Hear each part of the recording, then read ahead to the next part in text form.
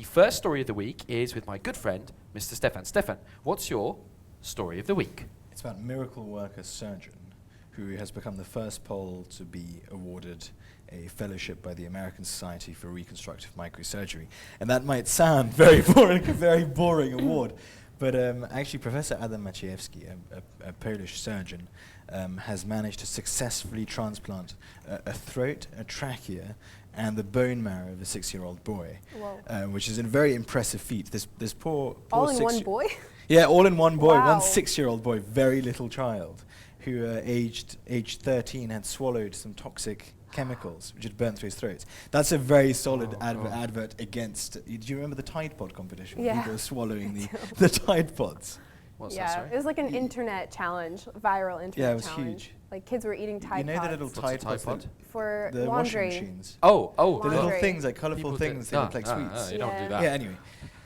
Point That's being, not cool. this little boy had sadly swallowed some of these chemicals and had destroyed his own throat. And Professor Adam Maciejewski had managed to basically reconstruct the entire throat.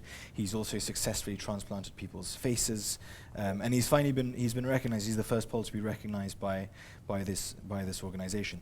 And also one of the reasons that I thought this was an interesting story, it reminded me, I don't know if you know that there's a National Geographic photo from 1987 of Zbigniew Religa, the cardiac surgeon, and it's an incredible photo of Zbigniew Religa sitting there after a 19-hour operation.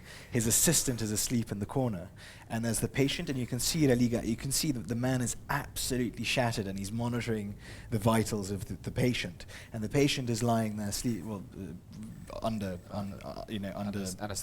anesthetic. And this story of Maciejewski and the successful operations sort of reminded me of this photograph and of Religa, the sort of the cardiac surgeon, who was the first person to transplant a heart in Poland.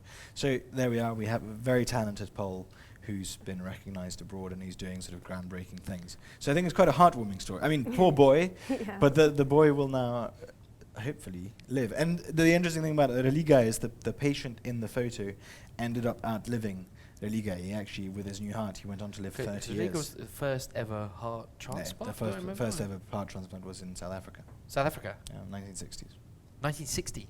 That's crazy. 1960 something. So why was Religa famous? I could never quite remember what the... He was the first person to transplant a heart in Poland in 1985. Yeah. There was the great film. But he did in 1987. He did the first transplant of a valve. There was some specific element of a heart transplant that he was the first to do. So that's my first news story of the week. I think it's a very solid. Ultimately, poor boy, but it's a very heartwarming story. It's a solid story. Yeah. Yeah.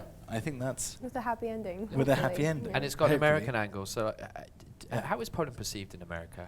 In terms of Overall? That's a really broad question.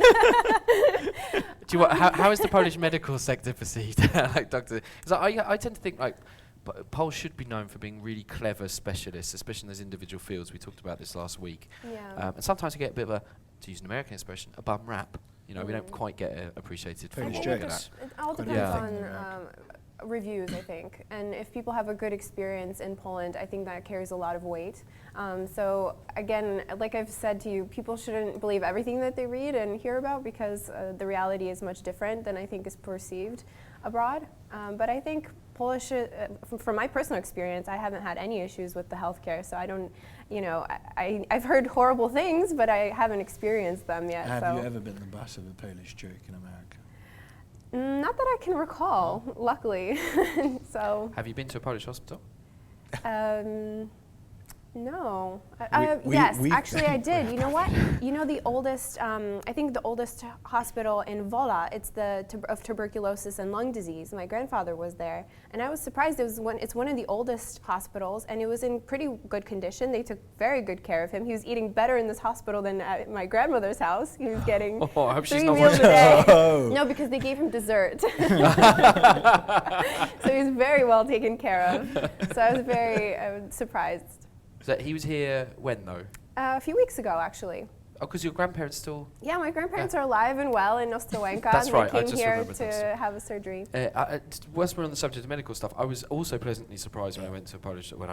saved your life. When I spent quite a lot of time in Yeah. a Polish hospital, the equipment was fantastic, and obviously there were lots of problems.